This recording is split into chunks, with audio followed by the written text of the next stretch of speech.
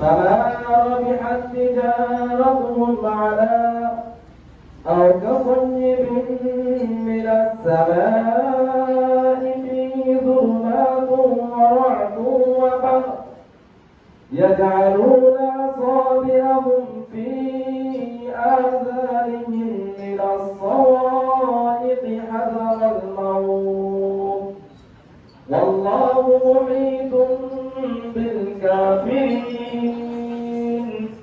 يكاد البرق يخطف أبصارهم كلما أضاء لهم مشوا فيه وإذا أظلم عليهم قاموا ولو شاء الله لذهب بسمعهم وأبصارهم إن الله على كل شيء قدير صدق الله العظيم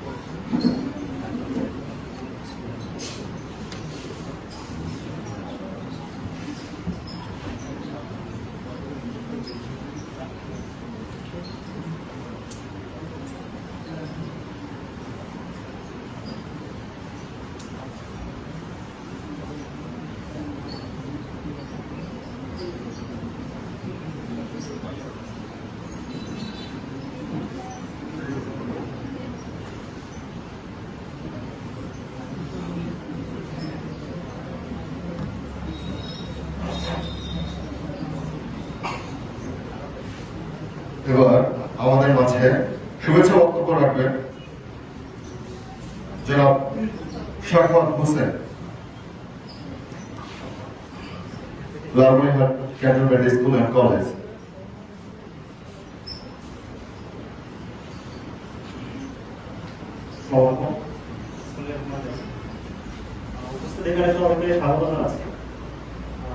বিশেষ করে সাধারণত অর্গানাইজেশন প্রোগ্রামগুলোতে স্টুডেন্টদের নিয়েই হয়, বাকি ক্লাসে অভিভাবক আছে, আমার টিচাররা আছে। ওই জন্য প্রথম থেকে একটা কথা বলতে একটু নার্ভাস ফিল করছি, কারণ স্টুডেন্টদের সামনে কথা বলার তো ইচ্ছি বা টিচারদের সামনে বসায় রেখে কথা বলা আসলে একটু নার্ভাস লাগে। তো যাই হোক, আমি আসলে আমার পরিচয়টা দিই নেই। আমার নাম মোহাম্মদ শারফাত হোসেন। আমি হচ্ছে সত্য বলতে আমি ঝর্ণার একদম শুরুর দিকে স্টুডেন্ট ছিলাম। 2006 সাল থেকে ওখানে 8 সাল পর্যন্ত 3 বছর পড়াশোনা করছি। আমার বাসা হচ্ছে এই কাশীপুর কলেজ পড়ে, আমাকে শুভচিত্র থাকো। তারপরে হচ্ছে আমি ভার্সিটি শেষ করছি গোপালগঞ্জ থেকে, গোপালগঞ্জ শিক্ষা বিশ্ববিদ্যালয়। ওখান থেকে আমি হচ্ছে applied chemistry and chemical engineering উপর বিএসসি এমএসসি করছি। বর্তমানে শিক্ষা প্রতিষ্ঠান আছে সম্ভবত।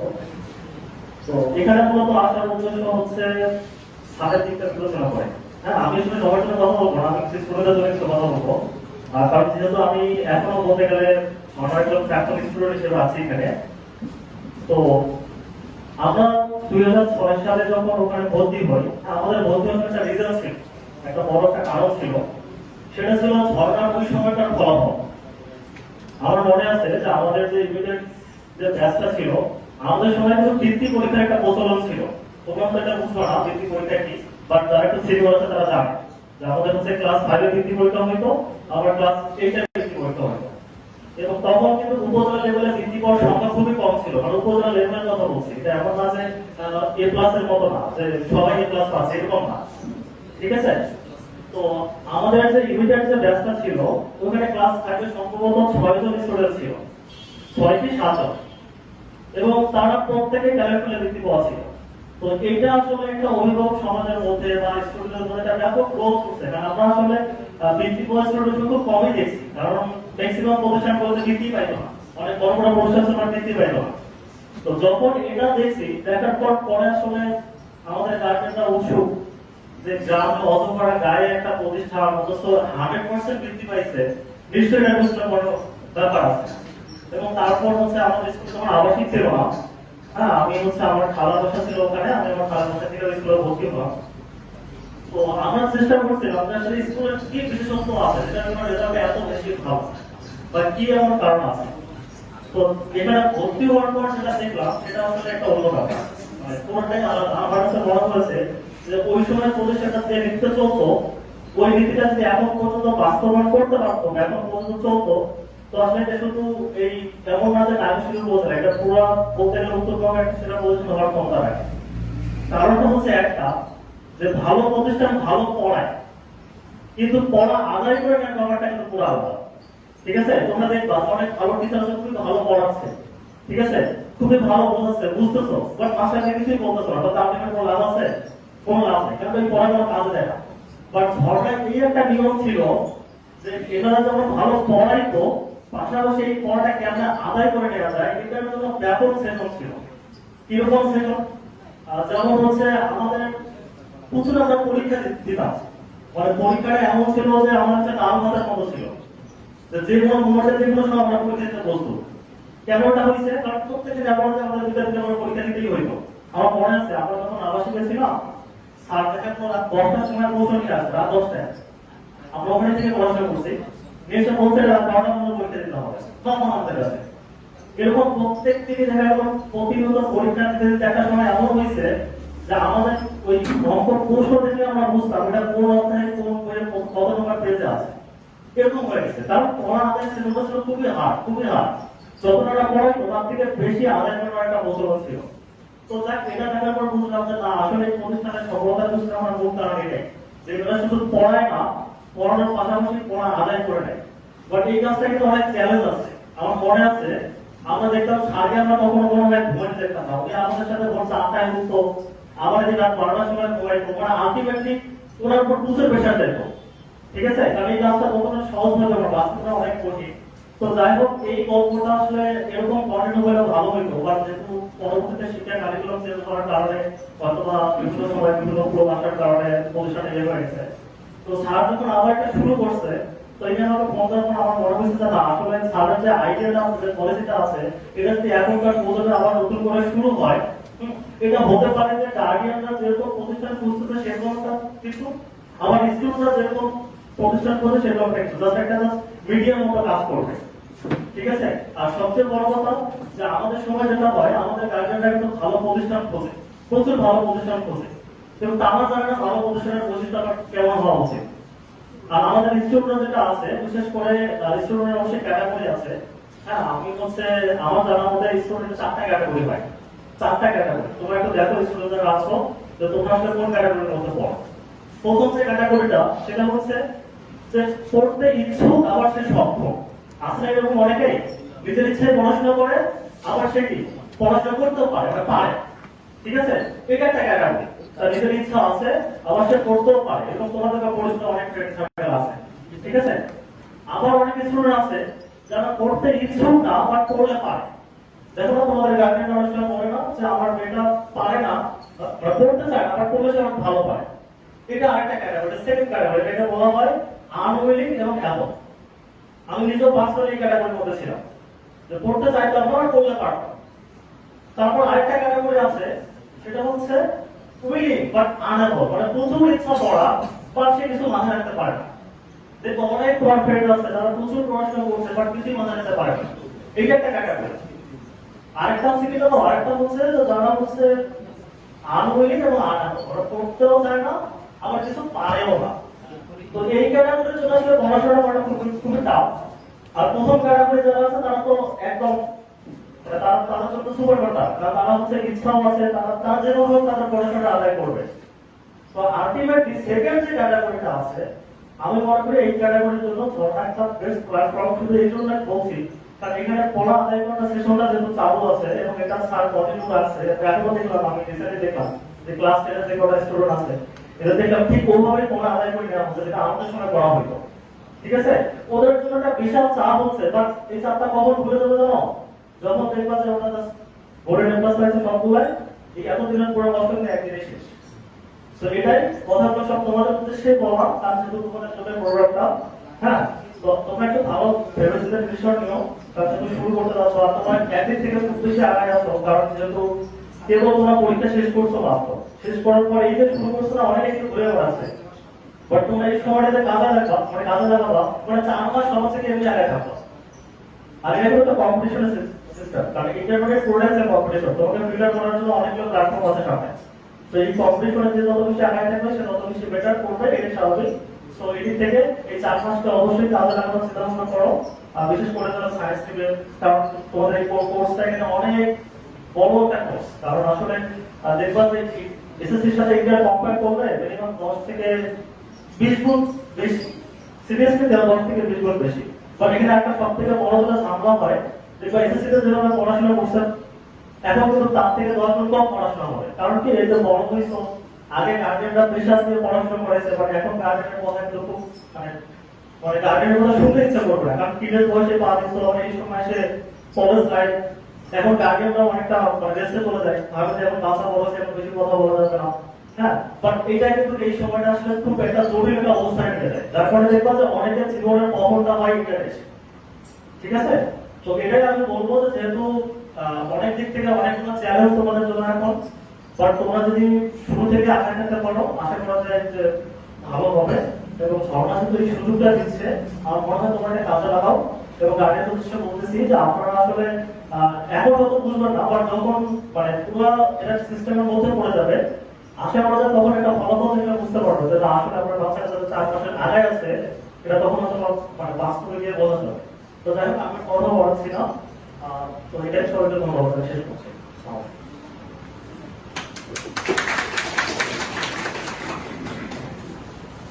ধন্যবাদ। ধন্যবাদ জনাব সরওয়ার হোসেনকে তার একটি গঠনমূলক এবং সুন্দর বক্তব্য রাখার জন্য। এবারে আমাদের মধ্যে বক্তব্য নিয়ে আসছে আব্দুল্লাহ আল নোমান।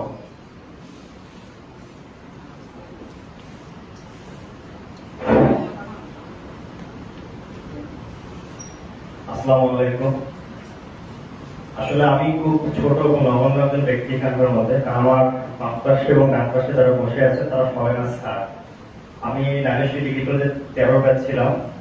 হ্যাঁ, আমার প্রজেক্ট দিয়ে আমার নাম তো শুনলেনি হবে, আব্দুল্লাহ নোমান। আমার পড়াশোনা হচ্ছে ঢাকা ইউনিভার্সিটি থেকে, আমার সাবজেক্ট ছিল মাইক্রোবায়োলজি ডিপার্টমেন্ট। তো স্যার আমার যে টপিকগুলো হাতে দিয়েছে আসলে আমি প্রস্তুত ছিলাম না, হঠাৎ একটু আগে বলুন তোমাকে আসতে হবে, এই জন্য আসা। তো আমার এই স্বল্প জ্ঞানে আমি যদি এইটুকু বলতে চাই, তোমরা আসলে মানে স্বপ্ন কি দেখো, এটা আমার করতে হবে। আচ্ছা, আমার সামনে বলো তো, তোমরা যে সামনে যে কয়েকজন বসে আছো আমার সামনে, ছোট ভাই বোনেরা, তোমরা ডাক্তার হতে যাবে, হাত দেখে যে তারা এমবিবিএস ডাক্তার হতে যাবে, মানে চাও কে একটু হাত তুলতে আমি দেখতে চাই, এই জন্য প্লিজ হাত দেখতে চাই। এখানে লজ্জা পাওয়ার কিছু নেই, স্বপ্ন দেখা কোনো পাপ নয়। আমি জাস্ট হাত দেখতে চাই, আমার ডাক্তার হতে চাও। আমি কি একজন করে পেলাম না? একজন পেয়েছে। আচ্ছা, ইঞ্জিনিয়ার হতে হবে কে? একজন, দুই, একজন। আচ্ছা, তাহলে বাকি যারা আছে তারা কি অন্য কোনো পেশা সিলেকশন করেছো, নাকি তোমরা তোমার স্বপ্ন দেখে মানে দেখো না? এটা আগে ক্লিয়ার করো। তোমরা কি স্বপ্ন দেখো? কিসের স্বপ্ন দেখো? বলো আমাকে, কথা বলতে হবে, শুধু বক্তব্য দিয়ে গেলাম তোমার সামনে থেকে বসলে শুনলে এটা তো হতে পারে না। আচ্ছা, আমি এখানে এই রুমে ঢোকার পরে পরে একটা আমি লাইন দেখতে পেয়েছি এখানে আমার ঠিক বাম পাশে, তাকিয়ে থাকার নাম যেমন দেখা নয়, পড়ার নাম তেমন পড়া নয়। লাইনতে কি দেয়ালে সীমাবদ্ধ থাকবে, নাকি আমাদের জীবনের সঙ্গে এটা আমরা একটা স্পষ্টভাবে জড়িয়ে নেব? তোমরা ছোট মানুষ, দেখো বিভিন্ন জন বিভিন্ন কথা বলবে, বিভিন্ন থেকে মোটিভেট করার চেষ্টা করবে, কিন্তু আলটিমেটলি জীবনটা কার? এটা আগে বলতো আমার জীবনটা তোমার, তোমাকেই স্বপ্ন দেখতে হবে। তোমরা হয়তো জানো কিনা জানি না, আমাদের ঢাকা ইউনিভার্সিটিতে প্রত্যেক বছর সায়েন্স থেকে 1700 স্টুডেন্ট নেয়, বুয়েটে নেয় 1 থেকে 1500, মেডিকেলে 3500। আমি যদি ওভারঅল যদি কাউন্ট করি, সারা বাংলাদেশে 33,000 শুধুমাত্র পাবলিক ইউনিভার্সিটি সিট থাকে। তার মধ্যে টপ লেভেল আমি যদি বলি যে ঢাকা ইউনিভার্সিটি, বুয়েট এবং মেডিকেল, এখানে 5,000 5,500 মধ্যে সিটগুলো ফিল হয়ে যায়। আগে বিষয়টা জানতে হবে যে আপনি বাচ্চাটাকে পড়াচ্ছেন, পড়ার মধ্যে দিচ্ছেন, কিন্তু আপনি স্বপ্ন দেখাতে পারছেন না। আপনি তাকে কোথায় পৌঁছাবেন?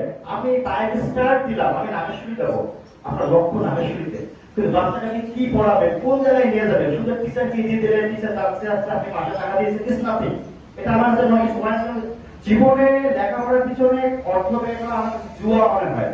আপনি বাবা হয় কষ্ট হয়, আপনি বাচ্চার পিছনে লাখ লাখ টাকা নষ্ট করতেছেন, তুই দিন শেষে আপনি ফলাফল শূন্য পাচ্ছেন, এটা কি জুয়া হয়? টাকা তো আপনার পানিতে চলে গেল। দিন শেষে কিন্তু ছাত্র এবং ছাত্রী ক্ষতিগ্রস্ত হলো, টিচার হয়তো তার সাময়িক লাভবান হলো, কিন্তু মানসিক ভাবে উনি ক্ষতিগ্রস্ত হয়ে গেল, তাই বাচ্চাটাকে আমি দিতে পারলাম না। আমি কিন্তু জনাব ফজলুর রহমান স্যারের কাছে থিসিস করেছি, তফাজ্জল হোসেন স্যারের থিসিস করে, আমি একটা নিয়মিত স্টুডেন্ট ছিলাম। স্যার প্রচুর পানি খাইতেন এবং চা খাইতেন, আমাদের প্রচুর লেখা শুনতাম, করতাম, মনোযোগ শেয়ার করতাম। আমি বর্তমান জেনারেশন আর বলবো না, কথা বলতে গেলে অনেক কথা বলতে হয়। দিন শেষে একটা কথাই বলবো, তোমরা স্বপ্ন দেখো বড়। মানুষ যেটা কল্পনা করে মানুষ তাই করতে পারে। আমরা কল্পনা করাটা ভুলে গেছি কিছু কিছু জিনিসের ডিভাইসের কারণে। রাত 12টা বাজলে তোমরা চলে যাও ভার্চুয়াল জগতে, রাত 3টা পর্যন্ত এমন কিছু জিনিস দেখো যেটা মুক্তি বলতে লজ্জা হয় আমার। তোমরা ঘুম থেকে ওঠো দুপুরে 11টা 12টা 1টা, এমন হয় যখন বাধা উঠবে। তোমরা কি লাঞ্চ করবে নাকি ব্রেকফাস্ট করবে? আমাকে তোমার অ্যান্সার দাও। আমি এই কথাগুলো মিথ্যা বলছি? পড়ার যে মর্মান্বিকতা, পড়ার যে একটা চাহিদা, পড়ার যে একটা আকাঙ্ক্ষা, ক্ষুধা না থাকলে তুমি কখনো তোমার লক্ষ্যে পৌঁছতে পারবে না। আমি যে কথা ছেড়ে দিচ্ছিলাম সেটা হচ্ছে বুয়েট মেডিকেল ঢাকা ইউনিভার্সিটি এবং আদার যে পাবলিক ইউনিভার্সিটির কথা। 5,500 সিটের মধ্যে তুমি যদি সারা বাংলাদেশে কি একটা কলেজ আছে? হাজার হাজার কলেজ আছে। আমি যদি প্রত্যেকটা জেলায় যদি আমি যদি 10টা করে ভালো কলেজ ধরি, তুমি দেখবা এবং ফার্স্ট বয়গুলো তুমি যদি কাউন্ট করি, দেখবা যে মানে স্টুডেন্ট মেধাবী পড়ে আছে কিন্তু সিট নেই। আবার দেখবা যে আমি যেহেতু ফার্স্ট এবং সেকেন্ড কি নিয়েছি, তাহলে যারা টপ 5 এ আছে কলেজের মধ্যে তারা কি চান্স পাবে না? যারা জিপি ভাগ পায়নি তারা কি চান্স পাবে না? তারাও চান্স পাবে। তাহলে আলটিমেটলি আমাদের চান্সটা হচ্ছে না কেন? আমি যদি একটা কথা বলবো, তুমি নাগেশ্বরীতে পড়া, তুমি রংপুর গভর্নমেন্ট কলেজে পড়ো, আপনি নয়টা কলেজে পড়া কেন? তুমি কি করতেছো? আমি কিন্তু নাগেশ্বরী ডিগ্রি কলেজ স্টুডেন্ট। আমি এখানে একটা ম্যাচে ছিলাম, মাহাইনুল স্যারের ছাত্র হয়েছিলাম আমি 13 সালে। খালা যে ডাইরেকশন রান্না হইতো ওই ডাইরেকশনে গিয়ে আমরা পড়াশোনা করতাম। এর মানে এই না আমি আপুকে বলি নাই তুমি রংপুর গভর্নমেন্ট কলেজে পড়াও। আমি কিন্তু ক্লাস 5 স্কলারশিপ পয়েন্ট সুপার দিতে 5 ডিগ্রি থাকে। এটা আসলে এটা ব্যাকগ্রাউন্ড আমার, এটা আমি নিজে তৈরি করেছি নিজের হাত দিয়ে। এটা আমার বাবা মা তৈরি করে দেয় না। স্যার আমাদের ডিরেকশন দিয়েছে। আমি ঝর্ণার এখানে প্রশংসা গাবো না, আমি ঝর্ণার টিচারদের প্রশংসা গাবো না, আমি তোমাদের গাবো দুই তোমাকে আমরা আউটপুটটা তোমাদের ভালো দিতে পারো। 5,500 জিপ টপ লেভেল স্টুডেন্টরা যায় এখানে। এখানে আমি 64 ডিস্ট্রিক্টে ফার্স্ট এবং সেকেন্ড বয়কে কাউন্ট করি, তোমার স্থান নাই। তোমাদের 24 ঘন্টার মধ্যে নামাজ, চারটা ভ্রমণ, এটা মোবাইল এডিকশন ছাড়া, টিউশন পিরিয়ড ছাড়া বাকি সময় তোমাকে নিবন্ধন থাকতে হবে তোমার পড়াশোনায়। এখানে বাবা মার কিছু লেগিংস আছে, আমি বলবো না যে বাবা মার লেগিংস নেই। বাবা মা দামি ফোন কিনে দিচ্ছে, মাকে টাকা দিচ্ছে, এই কলেজে এসে বললো আর বন্ধুরা বললো যে ইন্টারমিডিয়েট। একটা কথা আছে আমাদের রাজধানী বিশ্ববিদ্যালয়ে যে first year don't care, second year love year. আসলে এটা সত্যি, অনেক স্টুডেন্ট দেখবেন আসলে ভাঁজটা বন্ধ ভাঙে না ফার্স্ট ইয়ারে। আমি ফার্স্ট ইয়ার দেখো একটা কথা বলি, এখানে ঢাকা ইউনিভার্সিটির চান্স পাওয়া, মেডিকেল চান্স পাওয়া এটা একটা ভাগ্যের ব্যাপার, পরিশ্রম তো অবশ্যই। তুমি দেখবা নাগেশ্বরী ডিগ্রি কলেজে আমাদের সময় এপ্লাস ভর্তি ছিল ৭৪টা স্যার, আমাদেরকে মনে পড়েছে ৭৪টা স্টুডেন্ট এপ্লাস ভর্তি আমাদের এখানে 13 সালে বেসে বসে। আমাদের ঢাকা ইউনিভার্সিটির চান্স দুইজন, আমি এবং মুকিত। ও আছে ফার্মেসি ডিপার্টমেন্টে, আমি নাম মাইক্রোবায়োলজি। আপনি ছাড়া অন্যান্য বিশ্ববিদ্যালয়ে চান্স পেয়েছে, কিন্তু আলটিমেটলি এই ৭৪টার মধ্যে সর্বোচ্চ 10টা ভালো জায়গায় গিয়েছে, তাহলে বাকি 60টি স্টুডেন্ট কোথায়? এই বিষয়গুলো খেয়াল রাখবেন। এরা তো আসলে ছোট মানুষ। আমি গার্জিয়ানদের উদ্দেশ্যে বলবো, যেহেতু গার্জিয়ানের সংখ্যা কম, আরো বেশি থেকে অনেক ভালো হতো আমার জন্য কথা বলতে, একটু খেয়াল রাখবেন। আপনি ধর্ণা দিচ্ছেন না প্রোগ্রেসিভ নাথিং, আপনি কতটুকু পড়া আদায় করে দিচ্ছেন, আপনি টেক কেয়ার করুন, ইটস দ্য মেইন থিং। আপনি জুয়া খেলতেছেন বাচ্চার সঙ্গে, কিন্তু আপনি জুয়ায় দিক শেষে বলতে খারাপ লাগতেছে এটা জুয়া করা ঠিক না, কিন্তু আমার কাছে মনে হয় প্রত্যেকটা গার্জিয়ান তার বাচ্চা ধরে জুয়া খায়, টাকা ইনভেস্ট করতেছে, আপনাকে ফলাফলটা কোথায় দেখা যাচ্ছে এই বিষয়টা খেয়াল রাখবেন। ধন্যবাদ সবাইকে, আসসালামু আলাইকুম। ধন্যবাদ জনাব আব্দুল্লাহ বাবাকে জীবনমুখী বক্তব্য পেশ করার জন্য। এবারে আমি বিনীতভাবে অনুরোধ জানাচ্ছি জনাব আব্দুল্লাহ পারভেজ স্যারকে।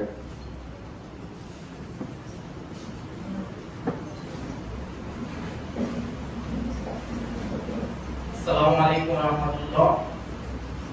উপস্থিত আছেন আমার শ্রদ্ধেয় সম্মানিত শিক্ষক বৃন্দগণ এবং আমাদের আগামী এসএসসি 27 ব্যাচে যারা তোমরা পরীক্ষা দিবা, সদ্য তোমরা এসএসসি পরীক্ষা শেষ করেছো।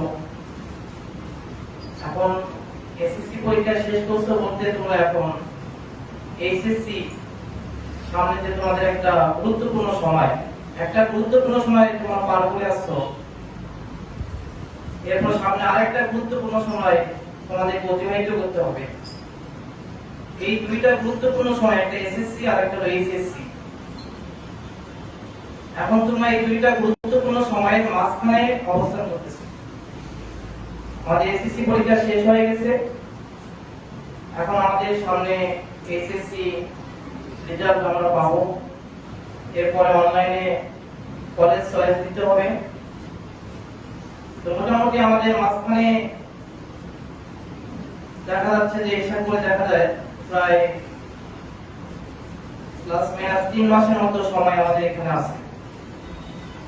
তো আমার প্রশ্ন হলো তোমাদের কাছে যে এই সময়টা আমরা কি করব? এই যে এসএসসি পরীক্ষা দিলাম, এখন এসএসসি পরীক্ষা রেজাল্ট হবে, এরপর ভর্তি কার্যক্রম শুরু হবে, এরপর ক্লাস শুরু হবে। মাঝখানে যে আমাদের প্রায় 3 মাস 4 মাস সময় আছে, তোমাদের কাছে আমার প্রশ্ন হলো যে আমরা এই সময়টা কি করব? আমাকে এই সময়টা সবাই শুধু সারাদিন ঘুমাবো, নাকি তোমরা এই সময়টা সবাই তোমরা ঘুরতে যাবা? হ্যাঁ, ঘুরতে যাবা। সবাইকে আমরা 3 মাসে ঘুরবো, এটা কি মানুষের চরিত্রের মধ্যে পড়ে? সারাদিন কি আমরা শুধু বন্ধুদের সাথে আড্ডা দেবো? এই জন্য তোমাদের কাছে প্রশ্ন হলো যে আমাদের যে এই যে গুরুত্বপূর্ণ সময়টা আছে, আমাদের এসএসসি যে সিলেবাসটা আছে, এটা আমাদের এসএসসি আমাদের স্যারের আগে বলতো যে তোমরা এখন এসএসসি তে উঠছো, তোমাদের এই সময়টা এসএসসি দ্বিগুণ পড়াশোনা করতে হবে। এটা হলো তোমাদের লাইফের গুরুত্বপূর্ণ একটা প্ল্যাটফর্ম। এইচএসসি এমন একটা সময় যে এখানে অনেক ভালো স্টুডেন্ট খারাপ হয়ে যায়, আবার অনেক খারাপ স্টুডেন্ট এখানে ভালো হয়ে যায়। এজন্য এখানে একটা আমাদের পরিবেশ দরকার, যেখানে যে পরিবেশ পাইলে আমরা সারা বাংলাদেশের যত টপ লেভেলের স্টুডেন্ট আছে তাদের সাথে আমরা প্রতিযোগিতা করতে পারবো। আর তোমাদের এসএসসি পরীক্ষার পরে তোমাদের একটা ভর্তি যুদ্ধ, বিভিন্ন এডমিশন টেস্ট আসবে, বিভিন্ন মেডিকেলে আমাদের ভর্তি পরীক্ষা যুদ্ধ করতে হবে। যারা ইঞ্জিনিয়ারিং লাইনে স্বপ্ন দেখো তাদেরকে ওই লাইনে যুদ্ধ করতে হবে। এটা সারা বাংলাদেশের স্টুডেন্টদের সাথে আমাদের কি কম্পিটিশন করতে হবে। সারা বাংলাদেশের স্টুডেন্টের সাথে যদি আমরা কম্পিটিশন করতে যাই, তো তাদের সাথে আমাদের কম্পিটিশন করতে গেলে তাদের মতো আমাদের স্টাডি করতে হবে। কি বলো তোমরা? আজকে যদি আমরা সারা বাংলাদেশের পরিসংখ্যান করে দেখি, যারা বিভিন্ন মেডিকেলে, ইঞ্জিনিয়ারিং লাইনে বা বিভিন্ন ভার্সিটি স্বপ্ন দেখতেছে, যারা টপ লেভেলের বাংলাদেশের স্টুডেন্ট, তারা কেউ কিন্তু এই সময়টা বসে থাকে না। আমরা এখনো খোঁজখবর নিয়ে দেখছি যে বিভিন্ন যে বাংলাদেশের টপ যে স্কুলগুলো আছে, এখান থেকে যারা পরীক্ষা দিচ্ছে, তারা অলরেডি সবাই, যারা বিশেষ করে যারা সায়েন্স থেকে পরীক্ষা দিয়েছেন, তারা সবাই বিভিন্ন স্যারদের কাছে, বিভিন্ন কোচিং এ, বিভিন্ন বড় ভাইদের কাছে, বিভিন্ন সম্মানিত স্যারদের কাছে তারা পড়াশোনা শুরু করেছে। আর এই সিলেবাসটা আমাদের অনেক দ্বিগুণ সিলেবাস, প্রচুর স্টাডি করতে হবে। তো এই জন্য আমার এখানে আরেকটা বিষয় আমি নিশ্চিত করবো, তোমাদেরকে ইনফরমেশন দেবো যে তোমরা এখন এসএসসি তে উঠছো, তোমাদের এইম কে ঠিক করতে হবে। তোমাদের যার যার একটা পার্সোনালি হবি আছে, তোমাদের একটা স্বপ্ন আছে, এই তোমাদের এইমটা আগে ঠিক করতে হবে। তোমরা কোন লাইনে পড়াশোনাটা করো, তোমার এইমটা এখানেই ঠিক করতে হবে।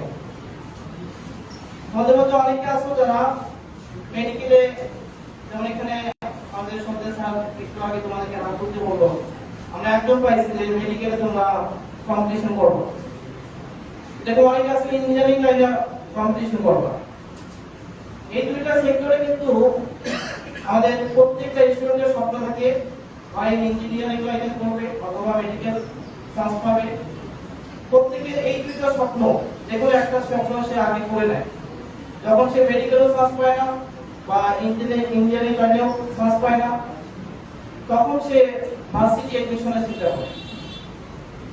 আমি তোমাদেরকে বলবো যে এটা আমাদের একটা এই হয় ভার্সিটি না হয় ইঞ্জিনিয়ার, এই দুইটা ক্ষেত্রে আমাদের অনেকে ভুল তথ্য আমরা দিই।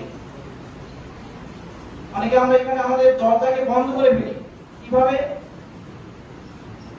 যে আমরা শুধু দেখি, আমি আমাদের এখান থেকে গতবার উদ্যোগ নেওয়া হয়েছিল, এখানে ইন্টারমিডিয়েট আমাদের এখান থেকে ক্লাস করানো হয়েছিল।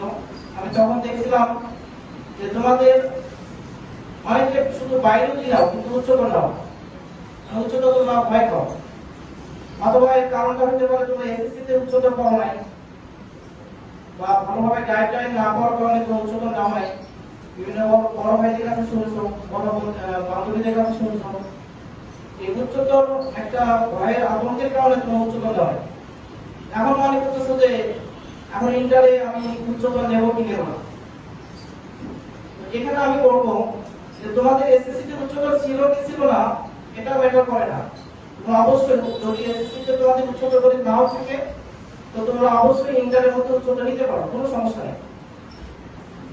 তো এখানে আমাদের বায়োলজি আর উচ্চতর এই দুইটা যদি আমি একটা নেই আর একটা না নিই, যে প্রবলেমগুলো ফিল হবে, যে প্রবলেমগুলো আমাদের সামনে দাঁড়াবে, এক নম্বর প্রবলেম হলো যদি আমি বায়োলজি নেই কিন্তু উচ্চতর না নেই, তাহলে এক নম্বর প্রবলেম হলো আমি ইঞ্জিনিয়ার পরীক্ষা দিতে পারবো না।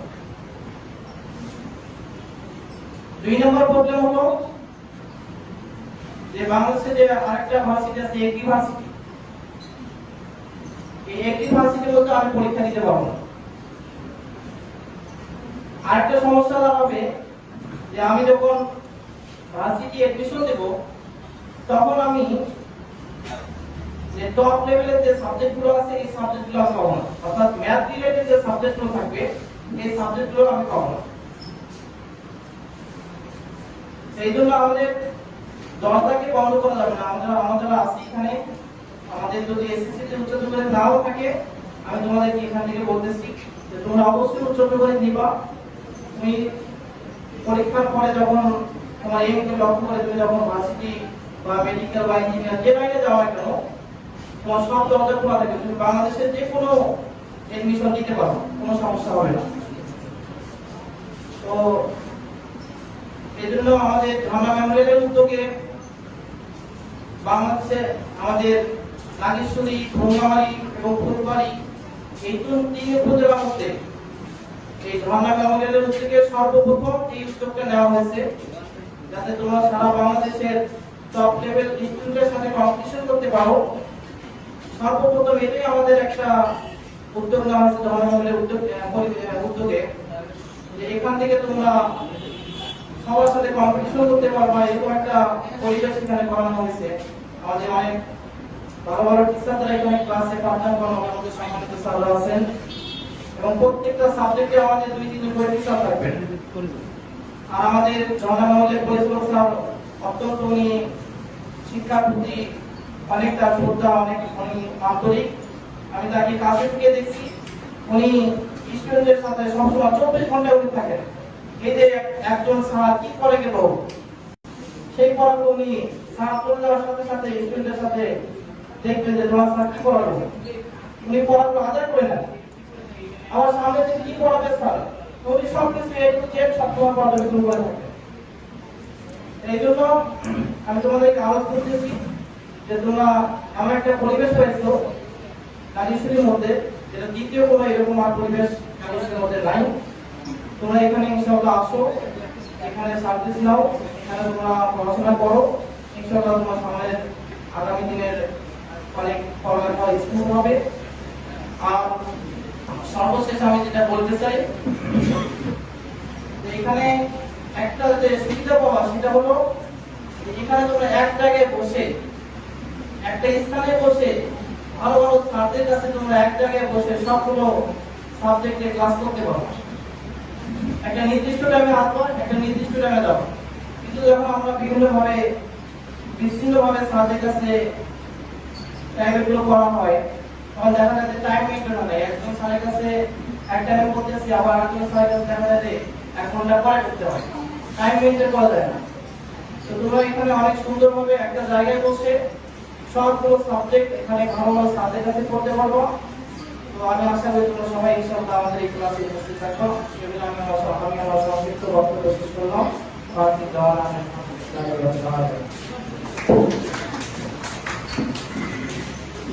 ধন্যবাদ জনাব আব্দুল্লাহ ফরাজ স্যারকে তার সচেতনতা এবং অনুপ্রেরণামূলক বক্তব্য পেশ করার জন্য। এবারে আমি বিনীতভাবে অনুরোধ জানাচ্ছি জনাব পরেশ চন্দ্র বর্মনকে তার গুরুত্বপূর্ণ বক্তব্য পেশ করার জন্য।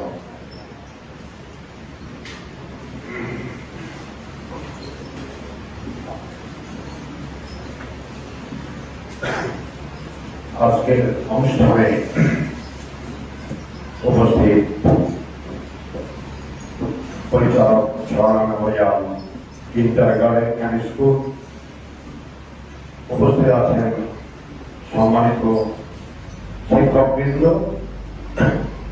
এবং দূর দূরান্ত থেকে আগত সম্মানিত অভিভাবক মণ্ডলী, সেই সাথে উপস্থিত আছেন তার প্রিয় ছাত্রছাত্রীরা যারা সবেমাত্র এসএসসি পরীক্ষায় অংশগ্রহণ করেছে।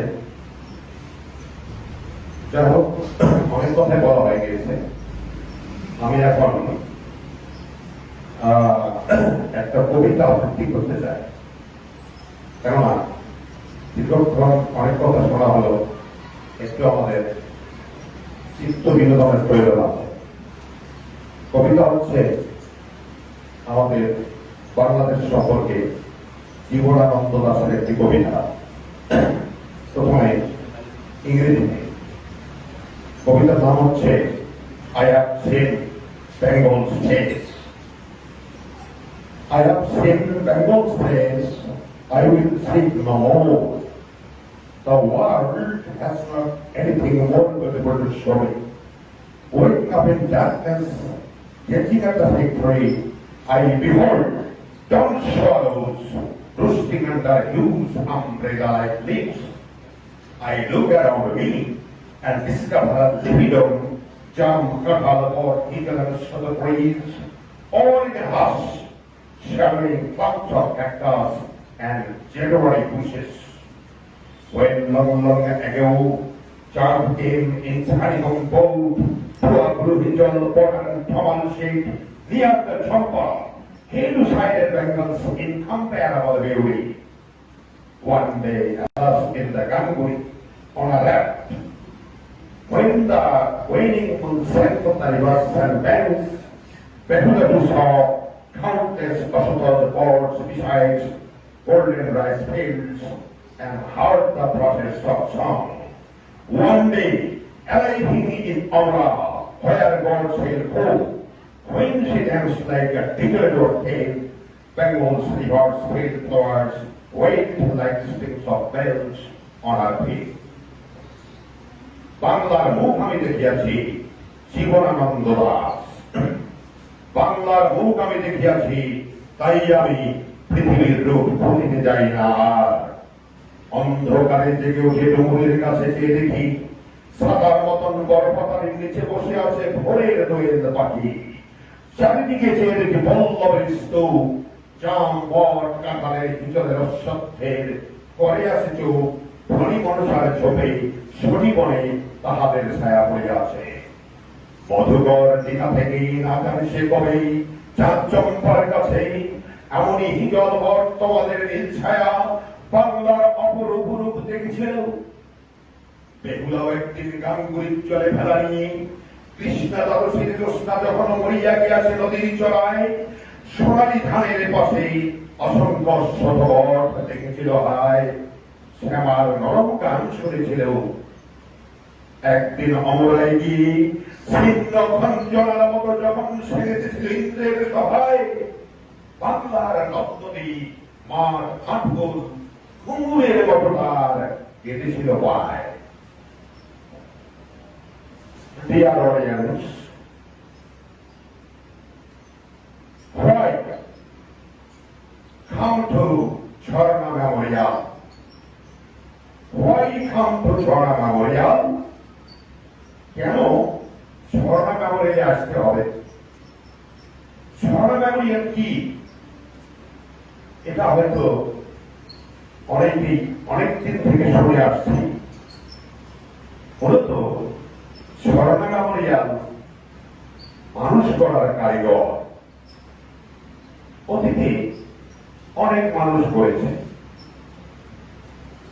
মূলত this is the first reason and main reason why we should come to Jharna Memorial.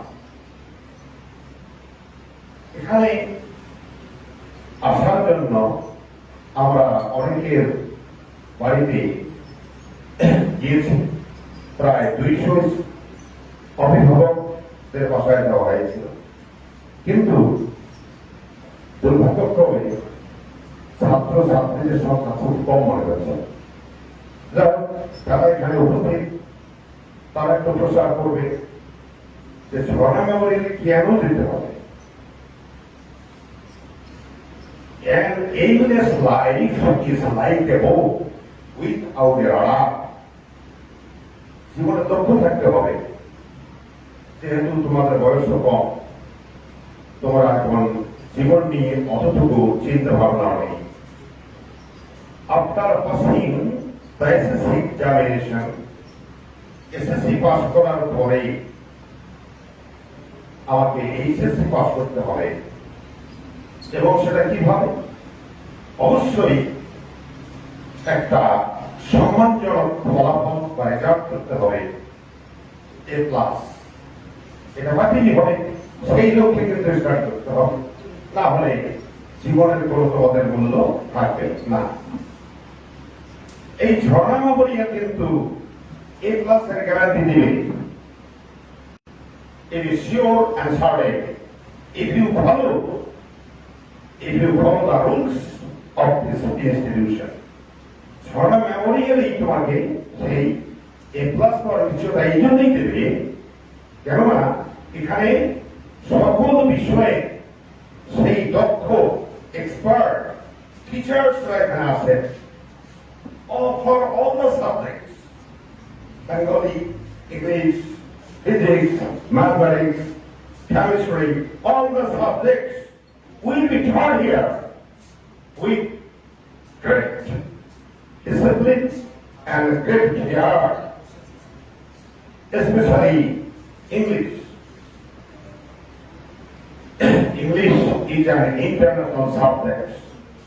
It is very important for every student because you are a good student. You can claim means Sabikora. You can claim, I am a good student, but you are weak in English, so you cannot be a good student. You are very strong in English, so you are a good student. যাই হোক, এখানে যারা এসেছো তারা অবশ্যই বাড়িতে গিয়ে বন্ধু বান্ধবীদের কাছে প্রচার করতে হবে, একটু প্রচারণা চালাবে যে ঝর্ণা মেমোরিয়ালে আমাদের যেতে হবে। তাহলে আমরা এই যে সময়টা বসে আছি, অন্তত তোমাদের কলেজে অ্যাডমিশন হবে আফটার 5 মাস। এই 5 মাস বসে থাকতে হবে। এই 5 মাসে যদি তোমরা ঝর্ণা মেমোরিয়ালে থেকে লেখাপড়া করো, I can guarantee to you, I can guarantee to you, the course of first year will be completed. First year যে কোর্স এটা কিন্তু এই 5 মাসেই আমরা অবশ্যই কমপ্লিট করে দেব। সো তোমরা যখন কলেজে যাবা তখন কলেজে যে অন্য বন্ধু বান্ধব আসবে তারা কিন্তু আর তোমাদের সাথে পাত্তা হবে না, কেননা তোমরা ইতিমধ্যেই কলেজের ফার্স্ট ইয়ারের যে কোর্স ইউ হ্যাভ ফিনিশড, কিন্তু তারা কিন্তু ফিনিশ করেনি।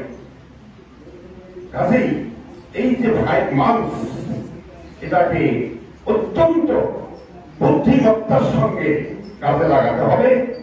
So your bright future we can assure your bright future because you are utilizing the time very properly. আমি আমার বক্তব্য দীর্ঘায়িত করব না, আমার কথা একটাই খুব সংক্ষিপ্ত। ফার্স্টেই বলেছি why we come to Jharna Memorial, কেন আসি? আসতেছি একটা মাত্র কারণে, সেটা হলো for making a brilliant future, for making a brilliant future. So it is my request to the guardians, অভিভাবকদের প্রতি, তারা যদি আমাদের এখানে তাদের বাচ্চা কাচ্চাকে দেন, অভিভাবকদের যে একটা টেনশন এটা কিন্তু আমরাই আমাদের ঘাড়ে নেব। There is no any tension for the guardians, অভিভাবকদের কোনো টেনশন থাকবে না, কেননা স্টুডেন্টের দায়িত্ব আমরা নিজের ঘাড়ে নিয়ে নিলাম। কাজে অভিভাবকরা একান্ত ভাবে মুক্ত হবে। অতএব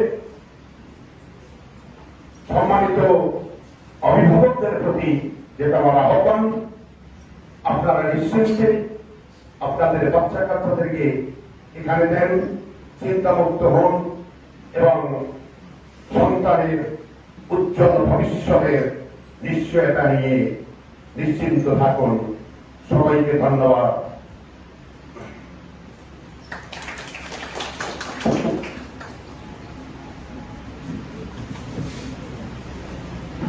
ধন্যবাদ। ধন্যবাদ পরেশচন্দ্র বর্মনকে তার একটি ব্যক্তিত্বধর্মী এবং ইন্সপায়ারিং স্পিচের জন্য। এবারে আমি বিনীতভাবে অনুরোধ জানাচ্ছি ডক্টর প্রমোদা রঞ্জন সেন স্যারকে। উপস্থিত আমার শিক্ষক মন্ত্রী এবং আমার আদাব এবং নমস্কার। আমি মূলত বক্তব্য দেওয়ার নাই, অভ্যাস নাই, তো আমি একটু বলতে পারি যে আমি কিভাবে জীববিজ্ঞান পড়াবো আর জীববিজ্ঞানের যতটুকু দেওয়া আমি সেটা দিতে পারবো। আশা করি তোমাদের সবাই অ্যাক্টিভ থাকবো এবং এখানে একটু আগে হয়তো ঢাকা বিশ্ববিদ্যালয়ে আমার বক্তব্য রাখছে যে কিভাবে পড়াশোনা করতে হবে, সব হয়তো সবাই শুনেছ। তবে তারা কোনো প্রয়োজন থাকে মানে পরীক্ষা দিয়েছিল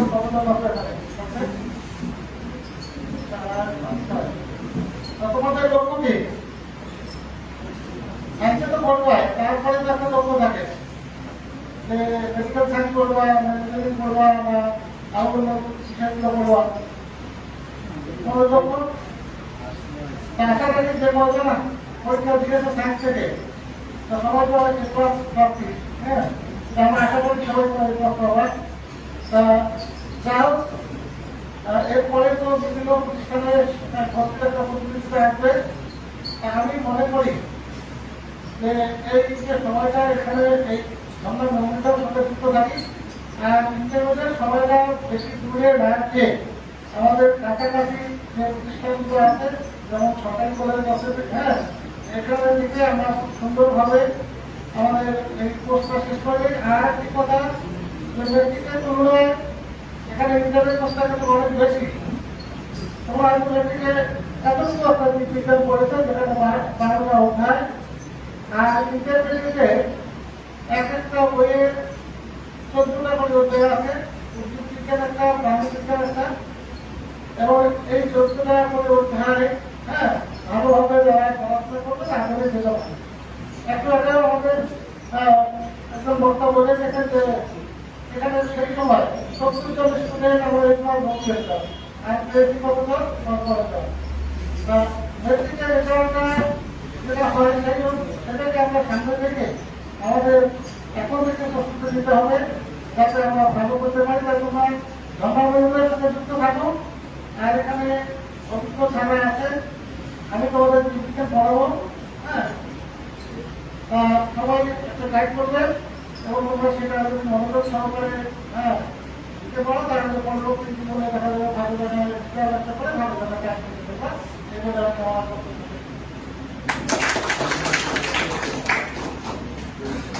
ধন্যবাদ জনাব প্রমোদা রোজ শেখ স্যারকে তার গুরুত্বপূর্ণ বক্তব্যটি রাখার জন্য। এবারে আমি সবিনয় অনুরোধ জানাচ্ছি জনাব খালেদুল ইসলাম স্যারকে তার অতি গুরুত্বপূর্ণ বক্তব্যটি পেশ করার জন্য।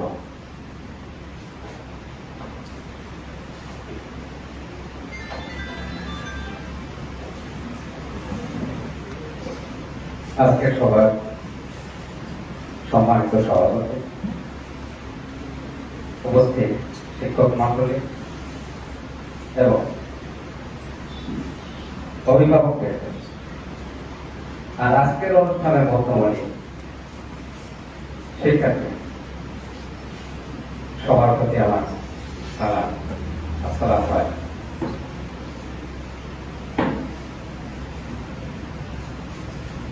আমাদের সবার মনে কিন্তু ভালো জায়গায় যাওয়ার ইচ্ছা আছে। এই শিক্ষার্থীর মধ্যে কেউ বলতে পারবে না যে আমার ইচ্ছা নাই ভালো জায়গায় ভর্তি হওয়ার। ইচ্ছা কিন্তু সবাই আছে, কিন্তু ঘটনা সেই ইচ্ছাটাকে আমরা কাজে পরিণত করতে যদি চাই তাহলে আমাদের আগামীকাল কাজ শুরু করতে হবে আজকে থেকে। আমি যে কাজ আগামীকাল করব আমাকে মনে করতে হবে না আগামীকাল আমার কোনো সমস্যা হতে পারে, সেই কাজ আমি আজকেই করব। তো এইভাবে যদি আমরা কাজের দিকে আগাতে পারি তাহলে কাজ আমাদের জন্য সহজ হবে। আমি আমার অভিজ্ঞতা থেকে কিছু কথা বলতে চাই। আমরা বরাবরই দেখি প্রতি বছর এই নাগেশ্বর থেকে অনেক স্টুডেন্ট বাইরে ভর্তি হয়, নগরতে ভর্তি হয়, ঢাকা কলেজ, হ্যাঁ তারপরে রংপুর, দেশের বিভিন্ন জায়গায় ভর্তি হয়। আর কয়েক মাস পরে আবার দেখা যাচ্ছে সেগুলো আবার ফিরে আসা শুরু করে। এটা প্রতি বছরে দেখতে পারে, সেগুলো আবার ফিরে আসে। এই যে তারা প্রথম থেকে বাইরে চলে গেল, সেখানে অ্যাডজাস্ট করতে পারলো না, আবার ফিরে আসলো, এখানে যে তারা যে একটা লস করলো, এই লস সীমাহীন লস, যা কোন পূরণ হয় না। এরকম আমাদের স্টুডেন্ট এবং অভিভাবকরা যে সিদ্ধান্তগুলো নেয়, সিদ্ধান্তের ভুলের কারণে অনেক শিক্ষকের, অনেক শিক্ষার্থীর জীবন নষ্ট হয়ে যায়। এটা একটা কথা। 2 নম্বর কথা, কলেজে ভর্তি হব, ঠিক আছে, ভর্তি হওয়ার পরে আমাকে কোন সাবজেক্ট নিতে হবে সেই ব্যাপারে আমি যদি আর্টস পড়ি, আর্টস পড়ার পরে আমার ইচ্ছা আছে আমি ল পড়ব। আমাকে যদি ল পড়তে হয় তাহলে ল এর সাথে রিলেটেড সাবজেক্ট পড়তে আছে, সেই সাবজেক্ট আমাকে থাকতেই হবে। সেই সাবজেক্ট যদি আমার না থাকে আমার পরবর্তীতে আমি ল পড়তে পারবো না। তাহলে সাবজেক্ট চয়েসের ব্যাপারে আমাদের কি থাকতে হবে, হ্যাঁ আগাম ধারণা থাকতে হবে। নিজের ধারণা না থাকলে ভালো শিক্ষকের কাছে, হ্যাঁ ভালো শিক্ষক বলতে আমি বলবো যে যাদের সব স্টুডেন্টই যাদের স্টুডেন্ট যে শিক্ষকের যেমন বাংলা, ইংরেজি, আইসিটি সবাই আছে কম। এখন আমি যদি একজনকে জিজ্ঞেস করি যে ওই সাবজেক্টের টিচার, তিনি চাবেন তার সাবজেক্টে ভর্তি হোক, তার পরবর্তীতে তার গুরুত্ব থাকবে না থাক, যে সমস্ত বিষয় নিয়ে শিক্ষার্থীরা লেখাপড়া করবে সেই বিষয়গুলো ইন্টারমিডিয়েট পাস করার পরে আছে কিনা, ওই বিষয়ে কোনো কার্যকারিতা আছে কিনা সেটাও কি করতে হবে, অভিভাবক এবং শিক্ষার্থীকে খেয়াল রাখতে হবে। যাই হোক, আমি যে কথাটা বলতে চাই, ভালো করতে হলে এখন থেকে করতে হবে। মোবাইল ব্যবহার করতে পারো, মোবাইল ব্যবহারে আমার কোনো আপত্তি নেই, কারণ মোবাইলে শেখার মতো অনেক কিছু আছে। যদি মোবাইলকে তুমি তোমার শিক্ষার উপকরণ হিসেবে ব্যবহার করো, অত্যন্ত ভালো, অত্যন্ত ভালো, তোমার শিক্ষার উপকরণ হিসেবে ব্যবহার করো। কিন্তু তুমি যদি তোমার সময় নষ্টর কাজে মোবাইল ব্যবহার করো, সেক্ষেত্রে আমি না বলবো। কারণ মোবাইল দেখা যায় যে আমি 5 মিনিটের জন্য হাতে নিলাম, ঘন্টা পর ঘন্টা চলে যাচ্ছে, তারপরে আমি সেই মোবাইল রাখতেছি না। তোমাকে ঠিক বিষয়টা জানতে হবে। তারপর এই ঝর্ণা মেমোরিয়ালের কথা আমি বলতে চাচ্ছি, কারণ এখানে কিছু অভিজ্ঞ শিক্ষক আছে। একটা কথা আছে, বুড়া নাবিদ এবং চ্যাংড়া ডাক্তার থেকে দূরে থাকে। নাবিদ যদি বুড়া হয়ে যায়, তাহলে চুল কাটতে গিয়ে কোনো জায়গায় কেটে ফেলবে, হ্যাঁ, আর ডাক্তার যদি চ্যাংড়া হয় তাহলে তার জন্য জীবনও যেতে পারে। কিন্তু মানুষের যত বয়স হয় তত অভিজ্ঞতা বাড়ে। কারো কারো বক্তব্য, না ওই ছাত্ররা কিছু জানে না। আরে যার বয়স বেশি সেই বেশি জানে, এটা জানতে হবে। একসময় জাপানে প্রচলিত ছিল যে পুরা মানুষকে সংসার থেকে, পরিবার থেকে কি করতো, তারা পাহাড়ের উপরে রেখে আসে। পুরা মানুষের সংসার করার দরকার নাই, সে শুধু খাবে আর কি করবে, কোনো কাজ করবে না। তো এক ছেলে তার বাবাকে খুব ভালোবাসতো, বাপকে রেখে আসতে গেছে, কিন্তু না, এই ভালোবাসার কারণে সে রেখে আসতে পারেনি। তাকে নিয়ে আসছে, এনে একটা জঙ্গলের মধ্যে তার একটা ঘর করে দিচ্ছে, সেখানে থাকার ব্যবস্থা করছে, হ্যাঁ, সেখানে খাবার দিয়ে আসে। ওই দেশের যিনি রাজা ছিলেন, তিনি ঘোষণা দিচ্ছেন যে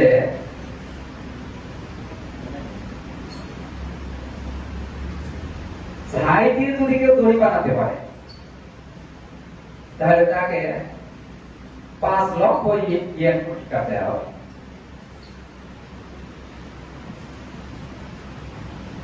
পরে ওই ছেলে ওর বাবার কাছে গিয়ে বলছে যে, বাবা, ছাই দিয়ে কিভাবে দড়ি বানানো যাবে, এটা কি সম্ভব? হ্যাঁ, যাবে। তুমি একটা দড়ি, হ্যাঁ,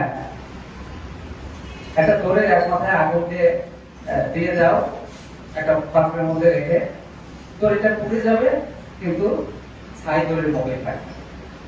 এই কাজ করেছে, রাজার কাছে নিয়ে গেছে, চাচা দেখেছে, ঠিকই তো, ছাই দিয়ে দড়ি মানে পুরস্কার পেয়েছে। এইভাবে কয়েকটা বিষয় এরকম রাজা ঘোষণা দিয়েছে, এবং সবগুলো বিষয়েই সে তার বাবার পরামর্শ নিয়ে করেছে এবং সে পুরস্কার পেয়েছে। পরে রাজা চিন্তা করেছে, কি ব্যাপার, সে কেউই পারছে না, অবশ্য এই ছেলে বারবার একাই পুরস্কার নিচ্ছে অবস্থায়। তখন ওকে ডেকেছে রাজা, বলো তোমার এই বারবার পুরস্কার পাওয়ার কারণটা কি? তখন সে বলছে যে আসলে আমি আমার বাবাকে রেখে আসতে পারি, হ্যাঁ, গোপনে আমি একটা জঙ্গলের মধ্যে তাকে থাকার ব্যবস্থা করেছি, এবং তার কাছ থেকে আমি পরামর্শ নিয়েছি। প্রতিবারই তিনি পরামর্শ দিয়েছেন এবং এই কারণে আমি পুরস্কার পেয়েছি। এবং এরপরে ওই দেশের রাজা ঘোষণা দিলেন যে না, আর কোন বুড়ো মানুষকে পাহাড়ে রেখে আসা যাবে না, কারণ তাদের যে অভিজ্ঞতা আছে সেই অভিজ্ঞতা কাজে লাগিয়ে আমরা সামনে থেকে এগিয়ে যাই। এই কথা বলার উদ্দেশ্য হচ্ছে এই, আসলে যার বয়স বেশি, আমার থেকে 1 বছর বয়স যার বেশি, সে আমার চেয়ে নিশ্চয়ই অভিজ্ঞতা বেশি আছে।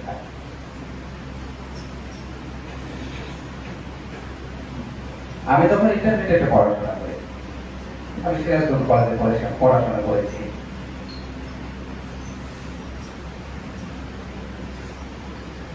তো আমার একটা অদম্য ইচ্ছা ছিল আগে থেকে যে আমি ঢাকা বিশ্ববিদ্যালয়ে ভর্তি হব। আমি সেইভাবে পড়াশোনা করেছি এবং আর্টসে পড়াশোনা করেছি। আর্টস থেকে কিন্তু ঢাকা বিশ্ববিদ্যালয়ে ভর্তি যদি কেউ হতে চায় তার জন্য একটু সহজ, সায়েন্সের তুলনায় অনেক সহজ। এবং এই জন্যে বর্তমানে দেখা যায় যে অনেক সায়েন্সের ভালো ভালো ছাত্র কি করে, আর্টসে ভর্তি পায়, যাতে ভালো জায়গায় চান্স পাওয়া যায়। অনেকে জানলে যেমন নাগেশ্বরী কলেজ থেকে এবারে আর্টস থেকে পাস করেছে, বাবু মাস্টারকে অনেকেই চেনেন। বাবু মাস্টারের মেয়ে, সে ঢাকা বিশ্ববিদ্যালয়ে 29তম হয়েছে ভর্তি পরীক্ষায় আর্টসের বিষয়ে, এবং সে ল, তার আগে থেকে ইচ্ছে ছিল ল নিয়ে করবে, সে লতে চান্স পেয়েছে। আমাদের অনেক অভিভাবক আছে, বাচ্চা কাচ্চা পারুক আর না পারুক সায়েন্স করতে হবে, এরকম একটা ব্যাপার। হ্যাঁ, আমি মনে করি যে না, বাচ্চার উপরে এইভাবে বোঝা চাপিয়ে দেওয়া যাবে না।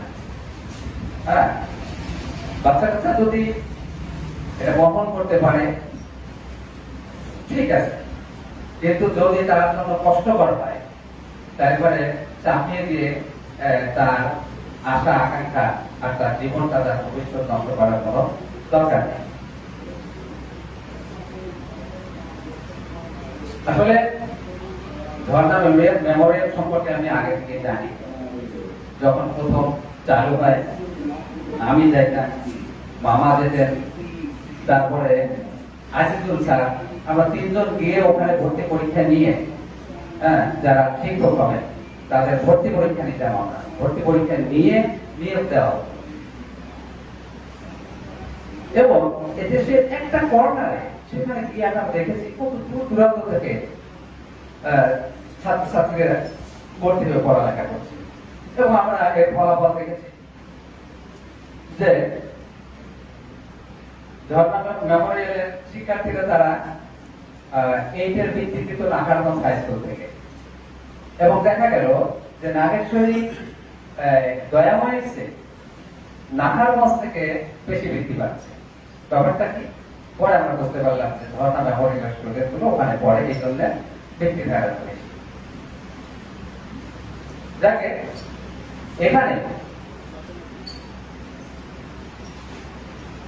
এখানেও ঝর্ণা মেমোরিয়ালের হাই স্কুল শাখা আছে, সেখানে ছেলে মেয়েরা পড়াশোনা করছে, আমরাও ক্লাস নেই।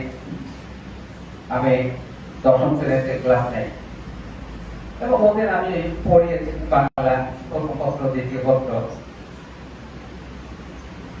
তা আমি ওদেরকে বলেছি যে তোমাদের যে আমি সিলেবাস প্রায় শেষ করে দিলাম, এবং এই এক একটা গল্প, কবিতা, এক একটা বিষয় ফার্স্ট পেপার, সেকেন্ড পেপার 5 বার করে ইয়ে করো, 5 বার 5 উল্টান দেব। আর 5 উল্টান দিলে তোমাদের কিছু থাকবে, কিছু বাদ থাকবে। আমার কথা হচ্ছে এটা যে আমি শিক্ষার্থীদেরকে যা শেখাবো তার যদি, অর্থাৎ তার বইয়ে যা আছে তার যদি একটা প্রশ্ন বাদ না থাকে, তাহলে সে কি কোথাও দেখবে? কোথাও থাকার কথা না, কোথাও দেখবে। আসলে শিক্ষার্থীকে এইভাবেই করতে হবে যে বইয়ের মধ্যে যা আছে তার সবই যদি আমার জানা থাকে তাহলে আমার অসুবিধা কোথায়? তাহলে তো আমার কোনো অসুবিধা নেই। আমার কাছে পড়েছে আমার একজন ছাত্রী ঢাকায় কোচিং করছিল, তবে ওকে বাড়িতে আসছে বন্ধে, ওকে জিজ্ঞেস করলাম যে কোচিং এ তুমি বাংলায় কেমন করতেছো?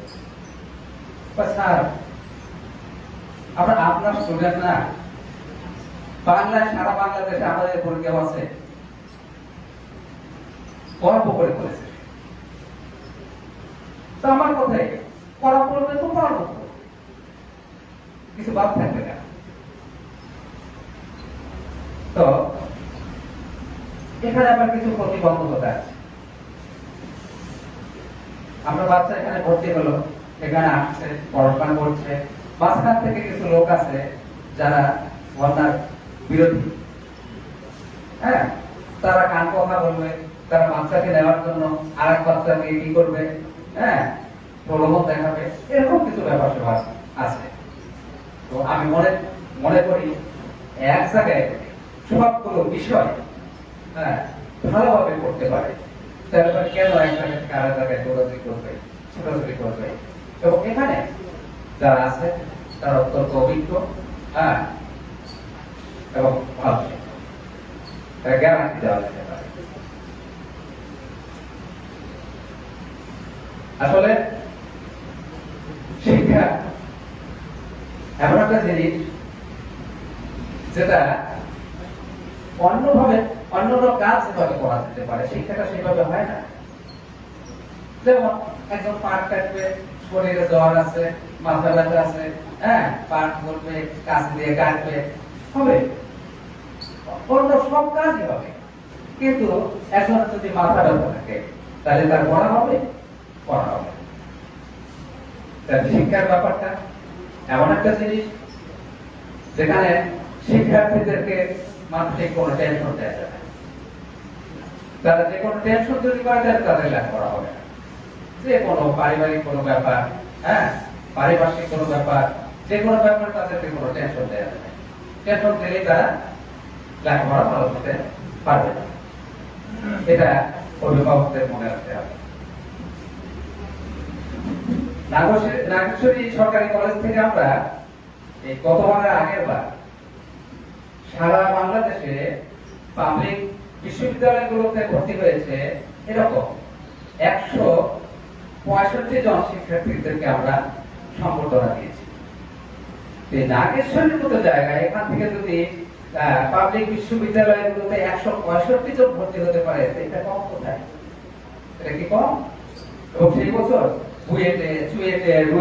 বুয়েটে, হ্যাঁ, ঢাকা বিশ্ববিদ্যালয়, অর্থাৎ দেশের নাম করা বিশ্ববিদ্যালয়গুলো প্রত্যেকটাই ভর্তি হয়েছে। এটা অত্যন্ত, এটা অনেকেই বিশ্বাস করতে পারবে না। এবং আমাদের যে স্যার ছিলেন উনি অবাক হয়ে গেছে, কুড়িগ্রাম থেকে আসতে এখানকার যে প্রিন্সিপাল ছিলেন যিনি বিদায় নিয়েছেন, উনি অবাক হয়ে গেছে এখান থেকে 165 জন এই পাবলিক ইউনিভার্সিটিতে চান্স পায়। এটা তো আজীব ব্যাপার, সে কল্পনাই করতে পারে না। আমি বলবো নাগেশ্বরী শিক্ষার জন্য অত্যন্ত ভালো। আমরা দেখেছি, আমার ছেলেকে দিয়েছিলাম টাঙ্গাইলে যখন কোচিং এ সে ক্যাডেট কোচিং এ পড়াশোনা করেছে, তখন দেখেছি যে সেখানে সারা বাংলাদেশ থেকে স্টুডেন্ট আসে, হ্যাঁ। তো সেখানে নাগেশ্বরী দেখে, হ্যাঁ, 10-12 জন তার দেখা যেত যে সবসময় সিরিয়ালে প্রথম দিকে থাকতো। এবং এই জন্য আমি অত্যন্ত আশাবাদী যে নাগেশ্বরীটা উত্তরবঙ্গের জন্য অত্যন্ত উর্বর একটা জায়গা, অত্যন্ত ভালো একটা জায়গা, একটা কম্পিটিশনের একটা জায়গা, একটা চমৎকার কম্পিটিশন হয়, হ্যাঁ। এবং এখানে সব সাবজেক্ট কভার করতে পারছে, হ্যাঁ। এটা জেনে আমরা খুশি হবে যে সব সাবজেক্ট ভালোভাবে এখান থেকে কমপ্লিট করতে পারে। আমি আশা করব আপনারা গার্জিয়ান, আপনারা এখানে ছেলে মেয়েদেরকে দেন, আর শিক্ষার্থীদেরকেও আমি বলবো তোমরা এখানে ভর্তি হয়ে যাও, তোমাদের দায়িত্ব আমরা নিচ্ছি এবং ভালোভাবে নিচ্ছি। তোমাদের ভবিষ্যৎ উজ্জ্বল আলোকে উদ্ভাসিত হয়ে উঠুক, এই প্রত্যাশা রেখে আমি শেষ করছি। ধন্যবাদ।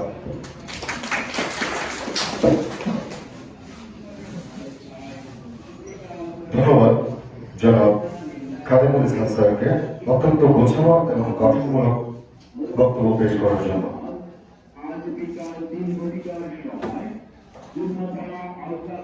এবারে আমি আমাদের ঝড়া মেমোরিয়ালের প্রতিষ্ঠাতা জনাব আফসার আলী স্যারকে তার গুরুত্বপূর্ণ বক্তব্য পেশ করার জন্য বিশেষভাবে অনুরোধ জানাচ্ছি।